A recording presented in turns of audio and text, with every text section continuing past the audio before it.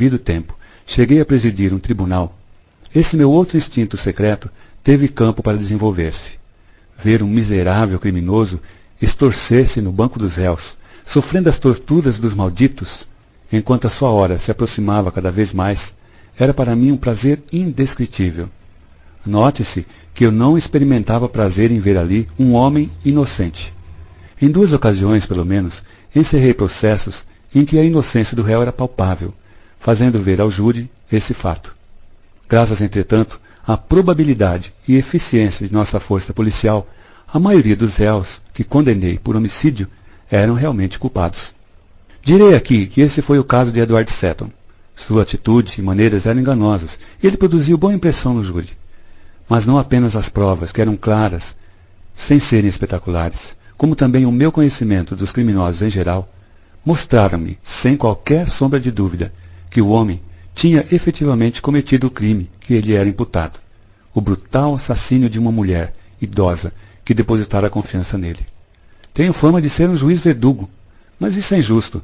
Sempre procedi de modo estritamente justo e escrupuloso ao fazer o sumário de um processo. Tudo quanto fazia era proteger o conselho de sentença contra o efeito emocional dos apelos comoventes feitos por alguns dos nossos advogados mais emotivos. Exortava-os sempre a concentrar sua atenção nas provas dos autos. Desde alguns anos percebi que uma mudança se operava dentro de mim, um afrouxamento de controle, um desejo de agir em vez de julgar. O que eu queria, em suma, era cometer eu próprio um assassinato. Reconheci nesse fenômeno o desejo de autoexpressão do artista. Eu era, ou podia ser, um artista no crime. Minha imaginação, severamente controlada pelas exigências de minha profissão, ia armazenando secretamente uma força colossal. Eu precisava cometer um crime. E o que mais? Não devia ser um crime comum, não. Devia ser um crime fantástico, algo de estupendo e sem precedentes. A esse respeito, creio que ainda tenho uma imaginação de adolescente. Desejava qualquer coisa de teatral, impossível. Queria matar. Sim, queria matar. Mas por incongruente que isso possa parecer a alguns, era tolhido pelo meu sentimento inato de justiça. Os inocentes não deviam sofrer. Então, subitamente veio-me a ideia, despertada por uma observação fortuita ouvida em palestra. Estava conversando com um médico, algum clínico geral, comum e obscuro, e ele mencionou, casualmente, que devia ser grande o número de crimes de morte que escapavam à alçada da lei. E como exemplo, meu interlocutor citou um caso particular, o de uma velha senhora, sua cliente, falecida há pouco. Disse estar convencido de que sua morte se devera à supressão de uma droga revigorante por certo casal, que se achava a serviço da referida senhora, e que receberia um legado considerável por sua morte. Era uma coisa, explicou-me ele, que não havia nenhum jeito de provar, e contudo, tinha plena certeza de que assim fora. E acrescentou que eram comuns os casos desse gênero, casos de homicídio premeditado, completamente inacessíveis à lei. Isso foi o princípio de tudo. De repente, vi com toda clareza o caminho a seguir, e resolvi cometer não apenas um assassinato, mas um assassinato em grande escala. Vieram-me à memória uns versos de minha infância, a conhecida história dos 10 negrinhos. Esses versos me haviam fascinado quando era um pimpolho de 2 anos. A inexorável diminuição do número, o sentimento de inevitabilidade. Comecei secretamente a recrutar vítimas. Não tomarei espaço entrando em pormenores sobre como tal coisa foi posta em prática. Adotei uma certa linha habitual de conversação, que empregava com quase todas as pessoas com quem falava, e os resultados que obtive foram em verdade surpreendentes. Durante o tempo que passei numa casa de saúde, inteirei-me do caso do Dr. Armstrong. Uma freira apaixonadamente antialcoólica que me assistia, ansiosa por provar os males causados pela bebida, contou-me um fato ocorrido no hospital havia muitos anos, quando o médico, sob a influência do álcool, matara uma paciente de cirurgia. Uma pergunta descuidada sobre o hospital, em que havia trabalhado a irmã e a prece, etc., não tardou a fornecer-me os dados necessários. Descobri, sem dificuldades, quem era o médico mencionado e quem a paciente. Uma palestra entre 2 velhos militares do meu clube pôs-me no rastro do general MacArthur, um homem recém-vindo do Amazonas, fez-me um resumo devastador das atividades de um certo Philip Lombard. A indignada esposa de um funcionário consular britânico em Maiorca relatou-me a história da puritana Emily Brent e de sua infeliz criada. Anthony Marston foi por mim escolhido entre um grande número de pessoas que haviam cometido crimes semelhantes. Seu coração empedernido e sua completa irresponsabilidade como motorista faziam dele, segundo pensei, um tipo perigoso para a comunidade e indigno de viver. O ex-inspetor Bloor apresentou-se, por assim dizer, naturalmente. Alguns colegas meus, discutindo o caso Landor com liberdade e vigor, levaram-me a encarar com seriedade o seu crime. O policial, como servo da lei, deve ser absolutamente íntegro, pois sua palavra é forçosamente acreditada, em virtude de sua profissão. Finalmente, tive conhecimento do caso de Vera Clayton. Foi quando eu atravessava o Atlântico. Certa noite, a uma hora tardia, os únicos ocupantes do salão de fumar éramos eu e um moço de boa aparência, chamado Hugo Hamilton. Hugo Hamilton sentia-se muito infeliz, e para aliviar suas mágoas, havia ingerido considerável quantidade de bebida. Estava na fase sentimental das confidências alcoólicas. Sem grande esperança de alcançar algum resultado, entabulei automaticamente a minha conversa de sempre. A reação foi surpreendente. Ainda hoje guardo a memória exata de suas palavras. O senhor tem razão, disse ele. Um assassinato não é o que muita gente pensa. Dar a alguém um punhado de arsênico, empurrá-lo do alto de um rochedo ou coisa parecida. Inclinou-se para a frente, chegando o rosto ao meu, e continuou. Conheci uma assassina. Sim, senhor, conheci. E o que mais é, estava apaixonado por ela. Deus me perdoe. Às vezes penso que ainda estou. É um inferno, digo-lhe, um inferno. Acontece que ela matou mais ou menos por minha causa. E eu na mais completa ignorância do que se passava na sua cabeça. As mulheres são demônios, perfeitos demônios. Quem pensaria que uma moça como aquela, uma moça linda, alegre, direita, quem pensaria que ela fosse capaz de tal coisa? O senhor pensaria? Que ela levasse um garoto para o mar e o deixasse afogar-se? O senhor pensaria que uma mulher era capaz de tanto? Está certo de que ela fez isso? Perguntei. O rapaz respondeu, e enquanto falava, pareceu passar-lhe subitamente a embriaguez. Tão certo como de que 2 e 2 são 4. Ninguém jamais desconfiou disso, mas eu adivinhei logo que pus os olhos nela. Depois, quando voltei, e ela viu que eu sabia. O que não tinha percebido era que eu queria muito bem aquele garoto. Não disse mais. Todavia, foi-me bastante fácil encontrar a pista e reconstruir a história. Eu precisava de uma 10ª vítima. Encontrei-a num homem chamado Morris. Era um sujeitinho tenebroso. Entre outras coisas, traficava com entorpecentes e era responsável pelo vício da filha de uns amigos meus, que acabou por suicidar-se aos 21 anos. Durante todo esse tempo de busca, o meu plano viera amadurecendo gradualmente. Estava agora completo, e o remate foi dado por uma entrevista que tive com o médico de Harley Street. Já mencionei que havia sofrido uma operação. A consulta em Harley Street revelou-me que uma segunda operação seria inútil. O meu médico soube dourar muito bem a pílula, mas estou acostumado a descobrir a verdade que se oculta por baixo de uma declaração. Não disse ao médico que havia decidido, que não teria uma morte lenta e arrastada, como fazia prever a natureza da enfermidade. Não, minha morte havia de ocorrer em meio a um fulgor de excitação. Eu viveria antes de morrer. Passemos agora ao mecanismo do crime, na Ilha do Negro. Foi-me bastante fácil adquirir a ilha, encobrindo-me sob o nome de Morris. Ele era um técnico nessa espécie de coisas. Catalogando as informações que reunira sobre minhas futuras vítimas, pude arranjar uma isca apropriada para cada uma delas. Nenhum de meus planos fracassou. Todos os meus convidados chegaram à Ilha do Negro no dia 8 de agosto.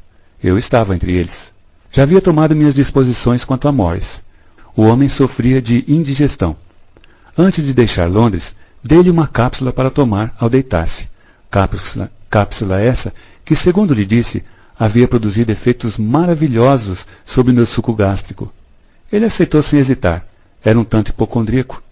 Eu não tinha o menor receio de que ele deixasse notas ou documentos comprometedores. Isso não era do seu feitio. A ordem das mortes na ilha foi objeto de um estudo especialmente cuidadoso.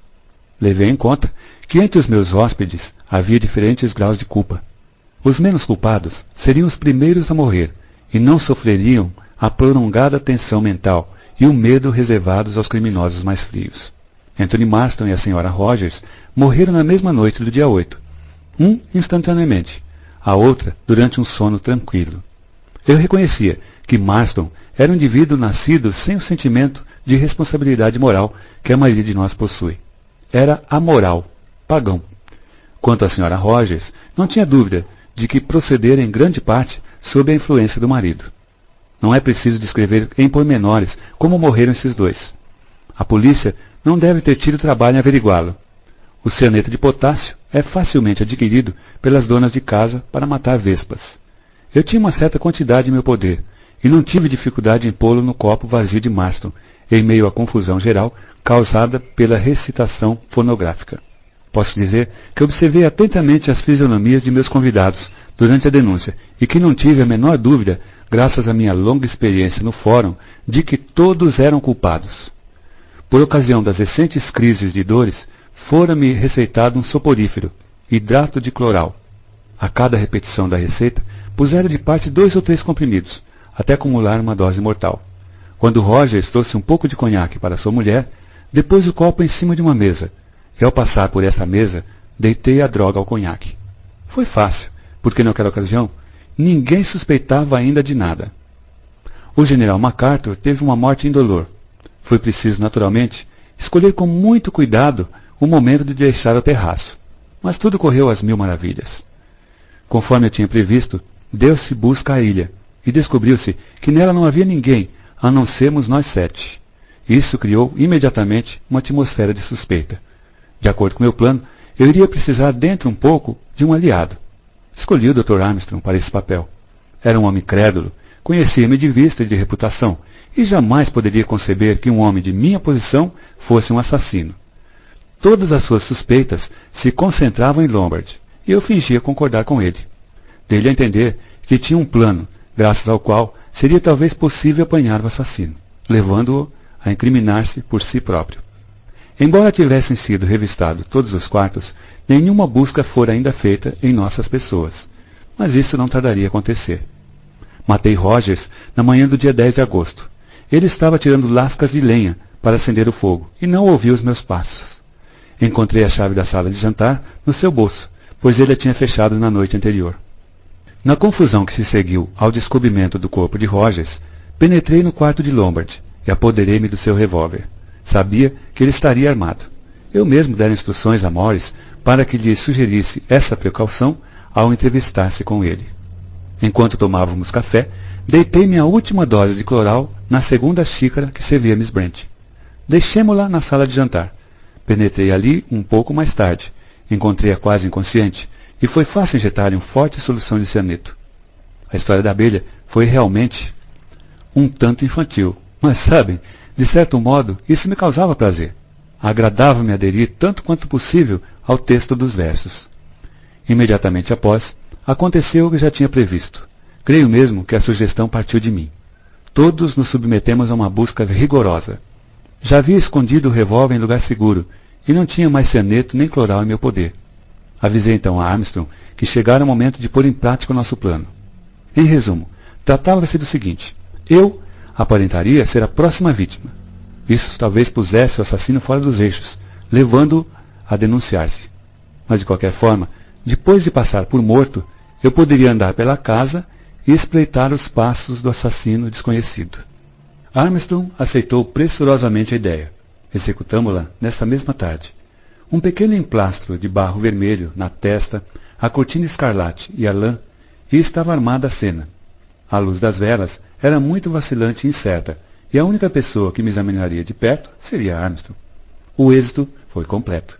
Miss Clayton quase deitou a casa abaixo, com seus gritos, quando foi roçada pela alga, que eu, previdentemente, havia pendurado no seu quarto. Todos se precipitaram escada acima, e eu assumi a minha pose de assassinado. Quando me encontraram, o efeito foi além dos meus desejos. Armstrong desempenhou a sua parte como perfeito profissional que era. Levaram-me para cima e deitaram-me na minha cama. Ninguém se preocupou comigo, pois todos estavam apavorados, com medo uns dos outros. Tinha marcado um encontro com Armstrong fora da casa, às 2 menos um quarto. conduziu para a beira do rochedo, nos fundos, dizendo que dali podíamos ver se alguém se aproximava de nós, e que não poderíamos ser avistados da casa, porquanto os dormitórios davam para o outro lado.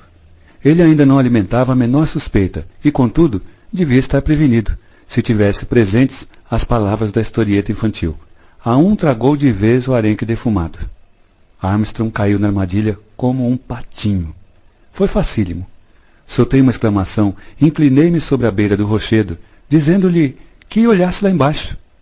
Aquilo não era a entrada de uma caverna? Ele se inclinou para olhar. Um rápido e vigoroso empurrão fez-o perder o equilíbrio e cair no mar, que estrugia lá embaixo.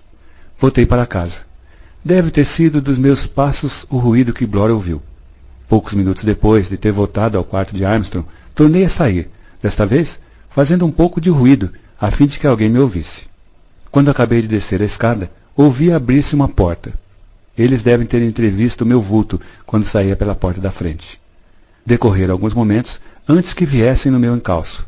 Dobrei simplesmente a esquina da casa e tornei a entrar pela porta envidraçada da sala de jantar, que deixara aberta. Fechei-a e, em seguida, quebrei o vidro. Subi então a escada e estendi-me de novo na minha cama. Calculei que eles tornassem a revistar a casa, mas não acreditava que examinassem com atenção qualquer dos cadáveres.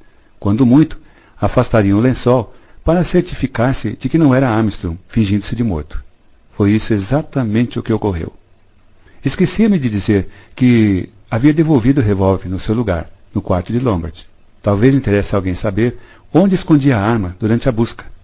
Havia uma grande pilha de latas de conserva na despensa. Abri a lata que ficava mais embaixo. Continha biscoitos, se não me engano. Coloquei nela o revólver e repus a fita adesiva que a fechava. Calculei com acerto que ninguém pensaria em procurar a arma numa pilha de latas aparentemente intactas, normalmente quando as latas de cima eram todas soldadas. Quanto à cortina vermelha, eu a escondera no assento de uma das poltronas do salão, embaixo do forro de chintz, e a lã numa almofada, após abrir nesta um pequeno buraco. Chegou então o momento que eu tinha previsto. 3 pessoas tão assustadas umas das outras que tudo podia acontecer, e uma delas tinha um revólver.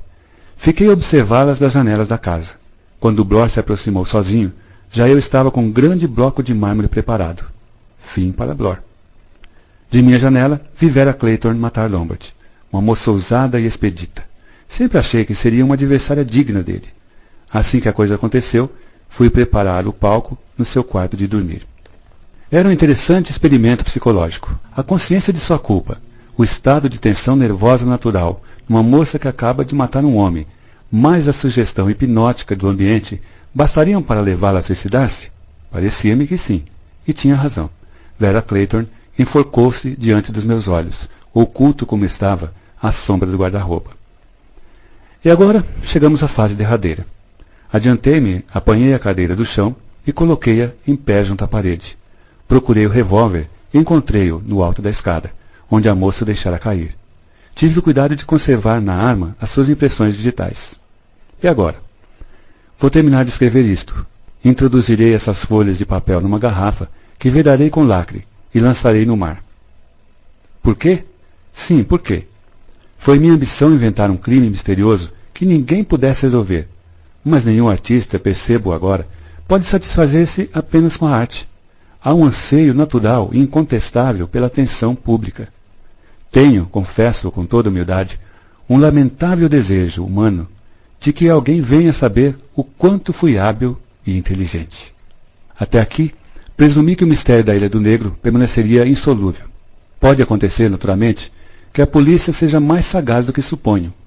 Existem, em suma, 3 pistas. Pista número 1. A polícia sabe perfeitamente que Edward Seton era culpado. Sabe, por conseguinte, que uma das pessoas na ilha não era um assassino em qualquer acepção da palavra, de onde se segue este aparente paradoxo. A pessoa em questão devia, logicamente, ser o assassino. A segunda pista está no 7º dístico da historieta infantil. A morte de Armstrong é relacionada com um arenque defumado que ele engoliu, ou melhor, que acabou por engoli-lo. Está claramente indicada uma mistificação nessa altura dos acontecimentos, e que Armstrong se deixou enganar, morrendo em consequência disso. Ter-se-ia daí uma promissora linha de investigação, pois nesse momento restam apenas 4 pessoas na ilha, e dessas 4 sou eu, evidentemente, a única em que ele teria depositado confiança. A terceira pista é simbólica, a maneira de minha morte, a marcar-me na testa, o estigma de Caim. Pouco mais há que dizer, creio eu. Depois de confiar a garrafa e sua mensagem ao mar, voltarei para o meu quarto e me deitarei na cama. Ao meu pincenê está preso o que parece ser um cordão de seda preta, mas na realidade é um fio elástico. Descansarei o peso do meu corpo sobre o pincenê e passarei o cordel em torno da maçaneta da porta ao lado, amarrando-o, não muito solidamente, ao revólver. Eis o que acontecerá, segundo penso. Minha mão, envolta num lenço, apertará o gatilho. Minha mão cairá para um lado. O revólver, puxado pelo elástico, recuará até a porta, e batendo de encontro à maçaneta, desprender-se-á do elástico e cairá. O elástico solto voltará ao seu lugar natural e ficará inocentemente pendurado no pincenê, sobre o qual repousa o peso do meu corpo. Um lenço caído no assoalho não provocará nenhum comentário. Encontrar-me-ão corretamente estendido na minha cama, morto por um tiro na testa, segundo foi registrado pelas outras vítimas. Quando nossos corpos forem examinados, já não será possível determinar com exatidão a hora da morte de cada um.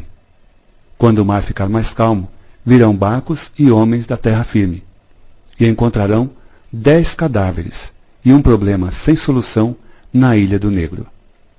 Assinado Lawrence Wargrave.